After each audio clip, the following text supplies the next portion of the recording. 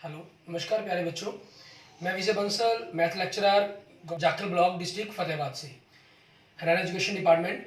आज हम अपनी मैथ की क्लास के अंदर कुछ सीखेंगे। हाँ जी प्यारे बच्चों, जो आज हम करेंगे, हमारे पास हमारे जो मंथली असेसमेंट टेस्ट हुए हैं पिछले सालों के अंदर, ठीक है। जैसे पिछले वीडियो के अंदर हमने 2016 और 7 के किए थे। आज हम 2017 के जो set exam monthly assessment test कहते थे जिन्हें, ठीक है, उनके बारे में बात करेंगे, जिन्हें आजकल हम स्टूडेंट असेसमेंट टेस्ट के नाम से जानते हैं, ठीक है। उसके अंदर के ऑब्जेक्टिव क्वेश्चंस करेंगे हम। इसमें देखें, जैसे सबसे पहला क्वेश्चन है, इसमें आपको क्या कह रहा है, निम्न से कौन सी संख्या अपरिमेय है, मतलब which the following numbers is irrational number. 49 का 7 रूट होता है, 36 का रूट स्क्वायर रूट 6 होता है, 25 का 5 होता है। सो ये आपके रैशनल नंबर हो गए। सो रूट 23 आपका इरेशनल नंबर, मतलब अपरिमेय संख्या है। सम अभाज्य संख्या, even prime number, prime number में इवन और प्राइम भी हो, ऐसा अकेला 2 होता है। नेक्स्ट 45 के अभाज्य गुणनखंड बताने हैं आपको क्या होंगे। अभाज्य गुणनखंड की बात की गई है, ठीक है। प्राइम फैक्टर्स आपके, तो 15 के फैक्टर आगे बन सकते हैं, ये नहीं आ सकता। 9 के फैक्टर बन सकते हैं, ये नहीं हो सकता। 45 के तो हमें बनाने ही हैं। सो आंसर क्या बनेगा, 3 इंटू 3 इंटू 5, ठीक है। एंड नेक्स्ट आपके पास 23/50 का दशमलव प्रसार पूछ रहा है आपसे, ठीक है। हम इंग्लिश में कहें तो डेसिमल एक्सप्रेशंस पूछ रहे हैं आपकी 23/50 की क्या बनेगी। शांत मीन्स टर्मिनेटिंग, अशांत आवर्ती means non terminating and repeating, अशांत अनावर्ती means non repeating and non terminating, ठीक है। एंड इनमें से कोई नहीं, नन ऑफ दीज। तो आपके पास ये क्या बनेगी, क्योंकि 50 इसके डिनोमिनेटर के अगर हम फैक्टर देखें, 50 के जो फैक्टर बनते हैं वो 2 इंटू 5 इंटू 5 बनते हैं। तो इसके फैक्टर में, प्राइम फैक्टर में सिर्फ 2 और 5 ही आ रहा है। अकेला 2 आए या अकेला 5 आए या 2 और 5 ही आए, तो वो हमेशा आपके शांत होते हैं, टर्मिनेटिंग होते हैं। अगर उनके अलावा कुछ हो तो वो नॉन टर्मिनेटिंग एंड रिपीटिंग होते हैं, मीन्स अशांत आवर्ती होते हैं। अशांत आवर्ती अनावर्ती आपके पास ये सिर्फ इरेशनल नंबर, अपरिमेय संख्याओं के अंदर ही बनते हैं। 25 और 45 का HCF आपको पता करना है, तो इट मीन्स आपसे 25 से बड़ा आंसर तो हो ही नहीं सकता। 45 आपका, या उन दोनों की मल्टीप्लिकेशन, ये तो हो ही नहीं सकती। अब 25 की टेबल पर 45 नहीं आता, सो आंसर क्या बनेगा, 5 आपके पास, ठीक है। एंड किस युग्म का एलसीएम 4 है, the LCM of the 4 which is 4, means ये दोनों की टेबल्स पर आपके पास 4 आना चाहिए, ठीक है। इसमें देखिए आपके पास 2 की टेबल पर ही 4 आता है, 4 की टेबल पर ही 4 आता है, सो ये आंसर बनना चाहिए। 8 की टेबल मीन्स एलसीएम में हम एक बात और चीज़ जानते हैं, हमारे पास जो भी एलसीएम होता है उसमें बड़े से बड़ा जो अक्षर है, ठीक है, उससे या उससे बड़ा ही एलसीएम होगा आपके पास। सो 8 से बड़ा तो होगा आंसर। इसमें 16 से बड़ा होगा, इसमें 4 या 4 से बड़ा होगा, तो 4 हो सकता था, लेकिन 3 और 4 का एलसीएम 4 ना होकर क्या होता है, 12 होता है। एंड नेक्स्ट देखें, प्रत्येक पूर्ण संख्या प्रकर संख्या, every whole number is a natural number, गलत। होल नंबर के अंदर, पूर्ण संख्या के अंदर आपके पास 0 से स्टार्ट होती है, नेचुरल नंबर 1 से स्टार्ट होते हैं, तो इनमें 0 नहीं होती, इसलिए इसका आंसर क्या बन जाएगा, असत्य, फॉल्स। दो संख्याओं का गुणनफल दिया गया, एलसीएम दिया गया, उनका HCF। तो फॉर्मूला क्या होता है एक्चुअल में, HCF गुना में एलसीएम बराबर में दो संख्याओं का गुणनफल, वो 30 दिया गया है। एलसीएम भी आपको 30 दिया गया, तो पॉन 30 कर देंगे हम इसमें, तो HCF क्या बनेगा उनका, 1 आपके पास, ठीक है। एंड नेक्स्ट देखिए आपके पास क्वेश्चन नंबर 9। इसमें हमारे पास क्या कह रहा है, क्योंकि 12 क्वेश्चन से एक एक नंबर के आए हुए हैं आपके। √3 + √2 का वर्ग, ठीक है, द स्क्वेयर ऑफ दिस, इसका स्क्वेयर बताना है हमें। स्क्वेयर करना है तो a + b की होल स्क्वेयर, a की होल स्क्वेयर √3 की होल स्क्वेयर 3 बन जाएगा, √2 की होल स्क्वेयर 2 बन जाएगा, प्लस 2ab 2√6, सो 5 + 2√6 बनेगा आपका आंसर। ऐसा कौन सा ऑप्शन है, option A. 7√5 and 7 + √5 and 7 - √5, so a + b, a - b का फार्मूला लग गया, a की स्क्वेयर एंड b स्क्वेयर। 7 का 49 एंड 5 का आपके पास 5 आ जाएगा, क्योंकि रूट स्क्वेयर से स्क्वेयर रूट कैंसिल हो जाता है, सो आपका आंसर क्या बनता है, 44, ठीक है। सो इसके अंदर हमारे पास देखिए क्वेश्चन नंबर 10 का आंसर क्या बन जाएगा, 44। नेक्स्ट, शांत दशमलव प्रसार वाली संख्या आपके पास, ठीक है, the number whose decimal expression is terminating is, ठीक है, उसे हम क्या बोलते हैं, जिसका डेसिमल एक्सप्रेशन टर्मिनेटिंग हो। पूर्ण प्रकृत या पूर्णांक आपके पास, ठीक है, उनका डेसिमल एक्सप्रेशन ही नहीं उनके अंदर बनता आपके पास, ठीक है, किसके अंदर बनेगा आपके पास, वो सिर्फ रैशनल नंबर के अंदर ही बनेगा आपके पास। रैशनल के अंदर दो प्रकार के बनते हैं, शांत और अशांत आवर्ती, means terminating and non terminating repeating, ठीक है। एंड संख्या 1/√2 कैसी संख्या आपके पास, द नंबर इज 1/√2 आ गया आपके पास, वो क्या है, एक इरेशनल मतलब अपरिमेय संख्या है आपके पास ही, ठीक है।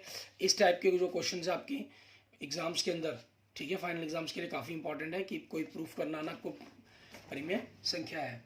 एंड नेक्स्ट देखेंगे आपके पास, नेक्स्ट हमारा क्वेश्चन अगस्त 2017 का पेपर देखते हैं। इसके अंदर भी आपको ऑब्जेक्टिव टाइप क्वेश्चन 12 आए हुए हैं।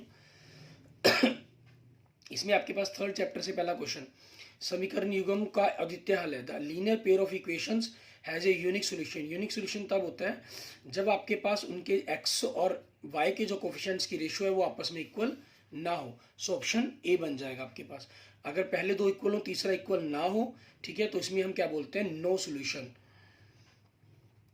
और अगर तीनों इक्वल हो तो इनफाइनाइट मैनी सोल्यूशन, मीन्स अनंत हल आपके पास, ठीक है। और नो सोल्यूशन का मतलब होता है कि कोई भी हल नहीं है। नेक्स्ट समीकरण 2x प्लस के y equal to 5x minus 7y equal to 5 के अनेक हल हैं, ठीक है। अनेक हल मतलब वही आपके पास तीनों ही अनुपात आपस में बराबर बनेंगे, ठीक है। इसको देखते हैं हम आगे। इंग्लिश मीडियम में आपके है इनफाइनाइट सॉल्यूशंस। सो 2/5 इक्वल के वाई माइनस 7 एंड 2/5, ठीक है। ये तो दोनों सेम दिखाई दे रहे हैं। अब इन दोनों में से हमें के की वैल्यू निकालने के लिए हमें क्या करना होगा, नॉट इक्वल वाले तो आपके आंसर बनेंगे ही नहीं, सो रिजेक्टेड हो जाएंगे ये तो, ठीक है। इनमें आपको बनना है इक्वल नॉट इक्वल के अंदर। -7 इधर आ गए, आपने इन दोनों को किया, -7 मल्टीप्लाई हो गया, सो के क्या बन गया, -14/5। इट मीन सी आपका आंसर बन जाएगा, ठीक है। एंड नेक्स्ट देखिए, इक्वेशन दी है कोई हल नहीं। कोई हल नहीं कब होता है, जब पहले दो बराबर हो तीसरा बराबर ना हो। तो 1/2 इक्वल 2/k नॉट इक्वल 0/5 आपके पास, ठीक है। अगर हम इन दोनों की बात करते हैं तो के की तो जी वैल्यू बनेगी ना आपके पास, तो यहाँ से के वैल्यू बतानी है हमें, इन दोनों बराबर रखेंगे, क्रॉस मल्टीप्लाई के के को 1 से के आ जाएगा आपके पास, ठीक है। एंड 2 × 2 4, सो आंसर क्या बन जाएगा आपका 4। एंड नेक्स्ट देखें, ए बी सी धनात्मक वास्तविक संख्याएं हैं तो चर x में द्विघात समीकरण का व्यापक रूप होगा। If a b c are the positive real numbers then the expanded form of the quadric equations आपके पास क्या होगी, ठीक है, वो बतानी है हमें। ax⁻2 + bx + c = 0, ये आपकी स्टैंडर्ड फॉर्म है इसकी क्वाड्रिक इक्वेशंस की, द्विघात समीकरण की। एंड नेक्स्ट देखेंगे पांचवा क्वेश्चन, द्विघात समीकरण दी गई है, दो मूलों का गुणनफल पूछा गया आपसे, the product of the roots of the quadric equation. Product के फार्मूला क्या होता है आपके पास, c/e। c मतलब आपका ये कांस्टेंट टर्म्स -1 अपॉन a 3 -1/3, ठीक है। ये ऑप्शन कौन सा बन जाएगा आपका, ए ऑप्शन बन जाएगा। एंड नेक्स्ट देखिए क्वेश्चन नंबर 6 आपके पास। इसमें हमें क्या कह रहा है, आपको क्वाड्रिक इक्वेशन दी गई है, विविध कर पूछ रहा है, डिस्क्रिमिनेंट मीन्स डी की वैल्यू बतानी है आपको, ठीक है। और डी की वैल्यू निकालने के लिए फॉर्मूला आपका क्या है, b⁻2 - 4ac, ठीक है। b कितना आपके पास -√2 -2√2, ठीक है, -4 × a√3 × c -2√3, 2 का स्क्वायर 4 बन जाएगा आपके पास, और √2 का 2 आ जाएगा। यहाँ से माइनस माइनस प्लस हो गया, 4 2 ज़ा 8 हो जाएगा आपके पास, एंड √3 3 बन जाएगा। सो वैल्यू क्या बन गई, 4 2 ज़ा 8, 8 3 ज़ा 24, दोनों को अगर हम ऐड कर देंगे 32, ठीक है। ये आपके पास डिस्क्रिमिनेंट मतलब विविध कर आ जाएगा। एंड नेक्स्ट देखें, द्विघात समीकरण के मूल वास्तविक व भिन्न भिन्न है, the quadric equation has a real and distinct roots. Real and distinct roots कब होंगे, रियल है पहला नंबर तो डी की जो वैल्यू है v² - 4ac वो 0 से बड़ी होनी चाहिए। अगर डिस्ट्रिक्ट की जगह बराबर होते तो ये इसके बराबर वैल्यू बन जाती। सो ऑप्शन क्या बन जाएगा आपका ए। इस ऑप्शन में आपके पास मूल वास्तविक व बराबर होंगे, इस ऑप्शन में मूल वास्तविक ही नहीं होंगे, ठीक है। एंड नेक्स्ट देखेंगे आपके पास, प्रथम पद 10 और सार्वंतर 10 हो तो एपी के प्रथम 4 पद, फर्स्ट 4 टर्म्स ऑफ एपी, ठीक है, first term 10 and common difference is also 10, the find the first 4 terms 10 20 30 40, क्योंकि डी डी हम ऐड करते चले जाएंगे, सो आपका ये आंसर बन जाएगा।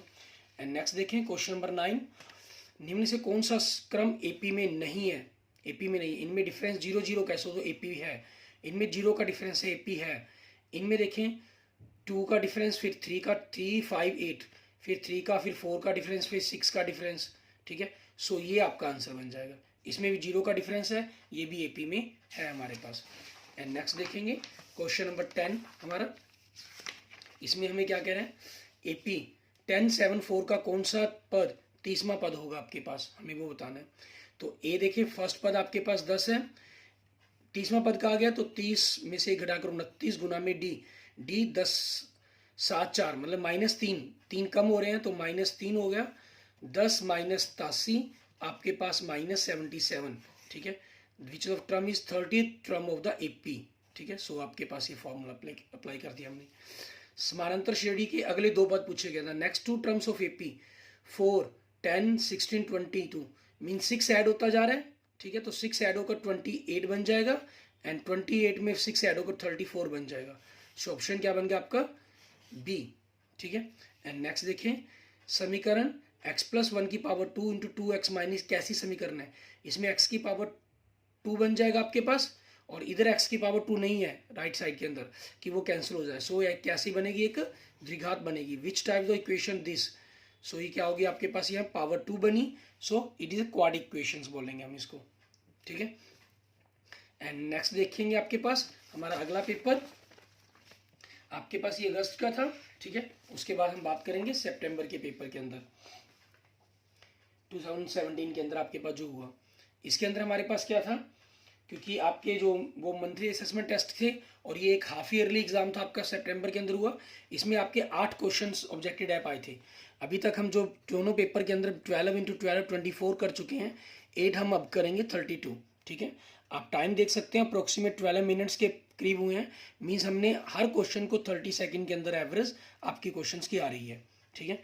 एंड नेक्स्ट देखें √5 है, ठीक है। कैसा है, एक आपकी एक अपरिमेय संख्या मीन्स इरेशनल नंबर है ये।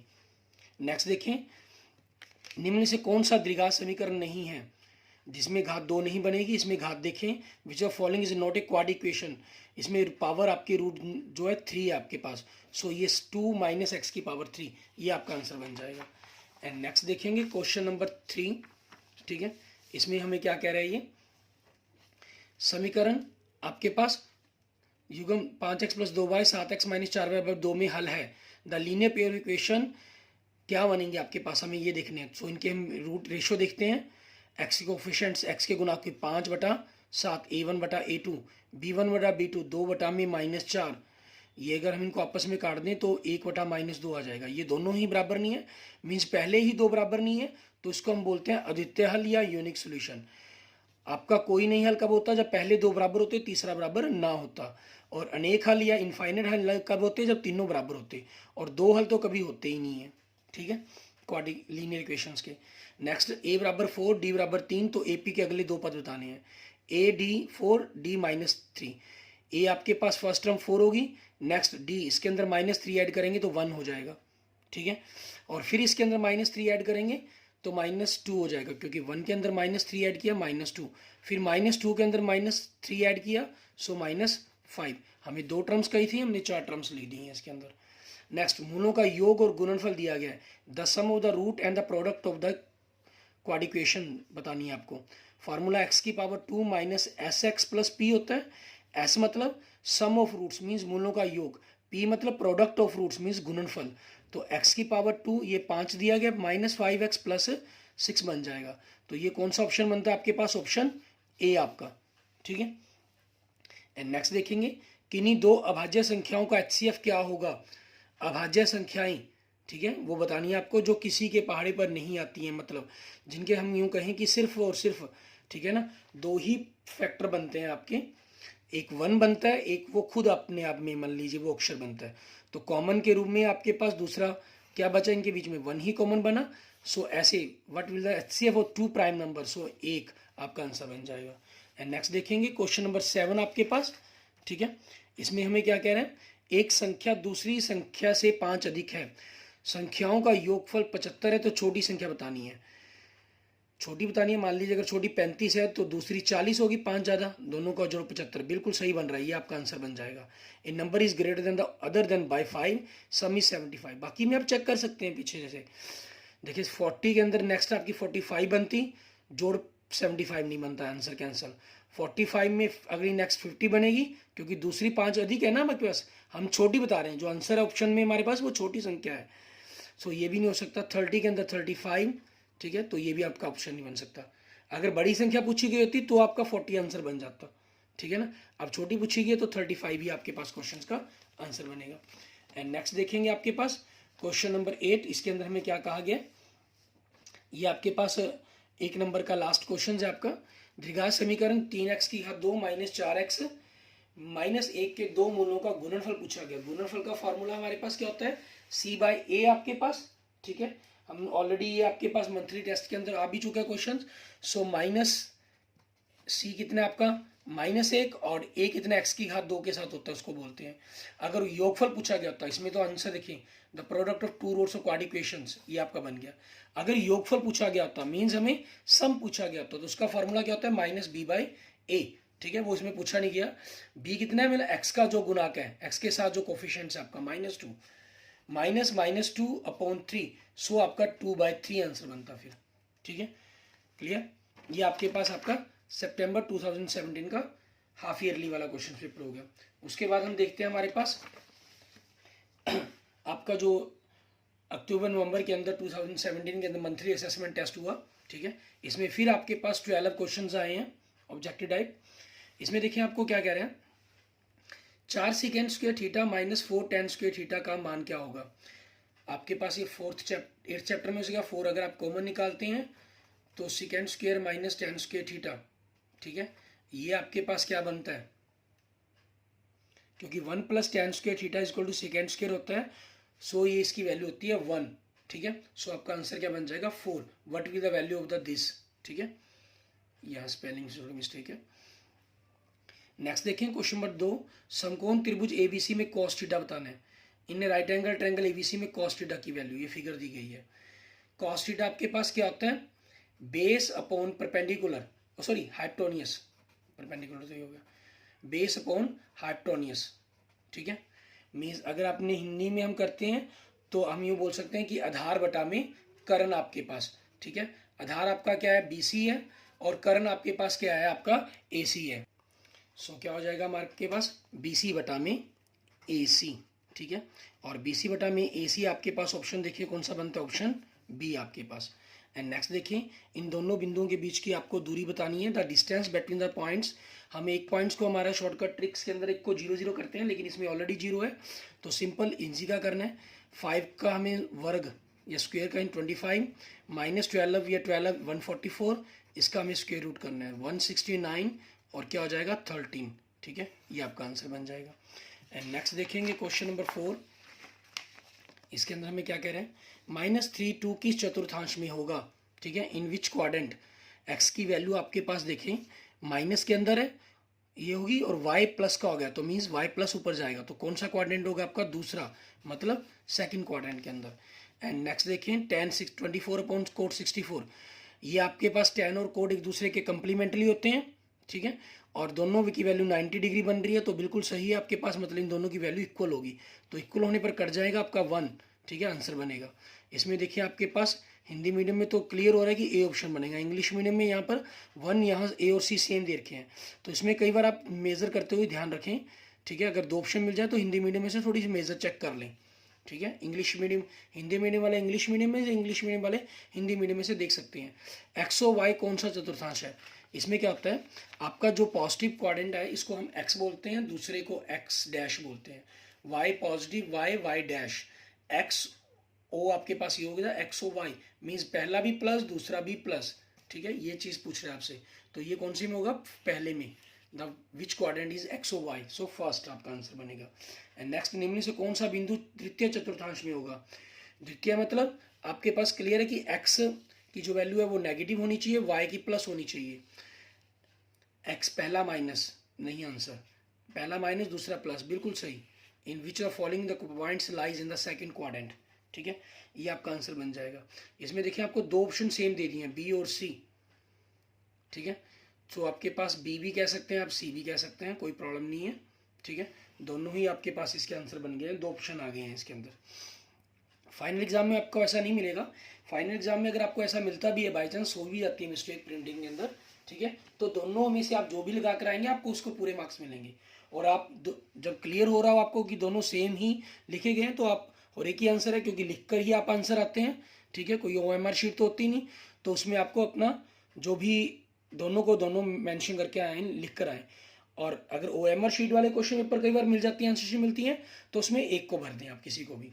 नेक्स्ट देखिए, बिंदुओं दिन को मिलाने वाले रेखाखंड के मध्य बिंदु के निर्देशक, the coordinates of mid point of the line segment obtain by the joining the points this and this. इसमें क्या आपको पता ही है, x1 के अंदर आप x2 जोड़ेंगे, 22 के अंदर 0 जोड़ी 22, उसका हाफ किया 11, एंड 20 के अंदर 16 जोड़ा 36, उसका हाफ किया आपने 18। सो आपके पास 11 18 मीन्स ऑप्शन ए आपका आंसर बन जाएगा। एंड नेक्स्ट देखेंगे क्वेश्चन नंबर 9। इसमें हमें क्या कह रहा है, tan थीटा की वैल्यू 1 दे रहा है, तो थीटा पूछा है कितने डिग्री पर होगा। बिल्कुल क्लियर है आपको, 45 डिग्री पर इसकी वैल्यू tan थीटा की, वट दिन वैल्यू ऑफ थीटा 45 डिग्री पर tan के अंदर 1 होती है वैल्यू। एंड नेक्स्ट देखेंगे क्वेश्चन नंबर 10, मूल बिंदु के निर्देशांक क्या हैं, ठीक है, मूल बिंदु द कोऑर्डिनेट्स ओरिजिनल 0 0 को होते हैं। थीटा के किस मान के लिए tan थीटा और cot थीटा बराबर होते हैं, ठीक है, ये दोनों के दोनों आपके पास 45 डिग्री के लिए बराबर होते हैं, ठीक है, सो ऑप्शन ए बन जाएगा। साइन थीटा की वैल्यू किसके बराबर होती है, 1/cos, नहीं गलत, 1/tan नहीं, 1/cosec होती है, ठीक है, ये आपके पास क्वेश्चंस का आंसर बन जाएगा। अभी तक हमने 32 क्वेश्चंस कर लिए थे, 32 + 12 इट मीन्स 44 क्वेश्चंस हमारे हो गए हैं।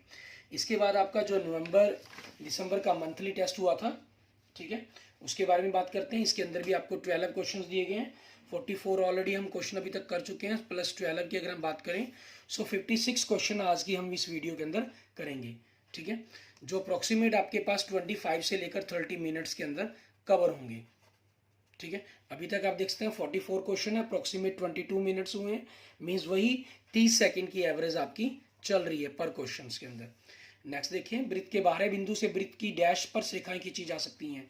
वृत्त के एक बाहरी बिंदु से, ठीक है, वृत्त की 2 स्पर्शरेखाएं खींची जा सकती हैं। The tangents can be drawn from the exterior point से सर्कल से 2 टेंजेंट्स लाइन ड्रॉ की जा सकती हैं। समकोण त्रिभुज ABC में cot theta in right angle triangle ABC cot theta पूछ रहा है।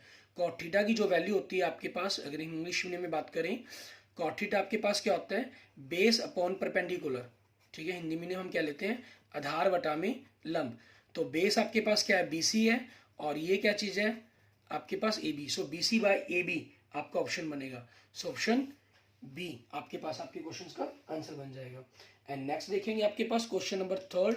इसके अंदर हमें क्या कह रहा है करने के लिए, कि त्रिज्या और परस्पर लंब होते हैं, ठीक है, the radius and the perpendicular to each other, ठीक है, रेडियस किसके साथ परपेंडिकुलर होती है आपके पास, टेंजेंट सिकेंट लाइन मीन्स उसको छेदक रेखा होगी, तिरक रेखा आपके पास नहीं, वक्र कर्व नहीं, टेंजेंट्स लाइन के साथ, ठीक है, स्पर्श रेखा के साथ, जो ये आपके पास यहाँ से त्रिज्या बनती है, ठीक है, रेडियस बनती है, वो हमेशा इसके साथ 90 डिग्री का एंगल बनाती है आपके पास, ठीक है।